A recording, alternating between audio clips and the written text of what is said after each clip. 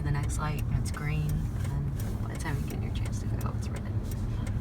Especially when you're in a hurry, when you're stressed out. There's an injured bobcat in the back. This bobcat had been hit by a car and apparently got hit right in the face. So we got a call about 1:15 a.m. this morning, and a woman had seen the bobcat and found us, called us, sent a photo of it to let us know for sure that it was a bobcat because it was about an hour away. Jamie and I jumped in the transport at Big Cat Rescue and headed out to the scene, and when we got there, thankfully there were 3 sheriff's cars surrounding the cat, and they were blocking off the entire intersection because nobody was going to the mall at that time of night. This was at the Brandon Mall, and so they had the cat surrounded in case he were to run off. We brought him in, called Dr. Justin, got him out of bed. He came to Big Cat Rescue and we did x-rays. We didn't see anything wrong with his body. He had no road rash. You know, usually when they get hit by a car, they go skidding across the pavement, and that didn't happen, thankfully. The area around his eye socket is broken, and it's putting a lot of pressure on his eye.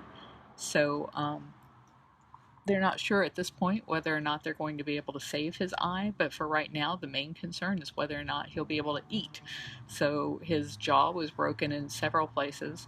It was broken across the top, like right between your front teeth, and it was also broken on the bottom and then back where the joint is in the back corner of the jaw. So what he's doing right now is wiring all of that stuff together. If all of that is successful and the cat is able to eat and the brain swelling from getting hit in the head doesn't kill him first, then we will reevaluate that eye in a couple of days. And we will also consider calling in a board-certified dentist. And the reason for that is one of his canines is broken. And if he were a bobcat who was just going to live in a cage, then we would say, hey, he doesn't need that tooth, and we'll just feed him a soft diet. But the hope is to be able to send this bobcat back to the wild. So he needs those canines. Even though the one is broken, he can still use it to hang on to his prey if they can do a root canal and save the tooth. So we will look into doing that later. Right now we're just trying to do the stuff that is absolutely necessary to make sure that he could survive. We don't stock all of those screws and plates that they would have at a place like this. Right now I'm standing outside of the Humane Society of Tampa Bay. The veterinarian there is Dr. Justin Borstein, and Talma, standing to the right, is one of his vet techs. That's Jamie, who just stepped into the screen. She's the one who actually netted the bobcat last night, and let me tell you, it was a righteous netting. The police had been telling us that they didn't think the bobcat was going to make it. We were in phone conversations with them on the way to the scene of the accident, and they said, oh, I think you can just reach in and scruff him. Well, when we got there, he was sitting up in the middle of the road, and when he saw Jamie and the police officer and I coming at him with a carrier and nets, he was about ready to run. So the cat decides he is out of here and he's just going to leap out of the scene. And with one swipe, Jamie managed to trap him in the net. And then we pulled the carrier up and used the second net to push him into the carrier.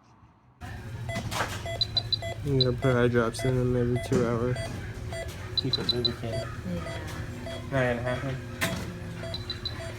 Would you like to take his head? Decuff him? He's decuffed. Alright. If someone could bring over some oxygen over here. I got this one right here. Yeah, take Samantha. I think it's Samantha last night. He took a while to wake up last night. That's why I reversed him a little bit earlier this time. And he just now woke up, so don't stick your fingers in with him. I know I got my arm smashed between the door and the cage.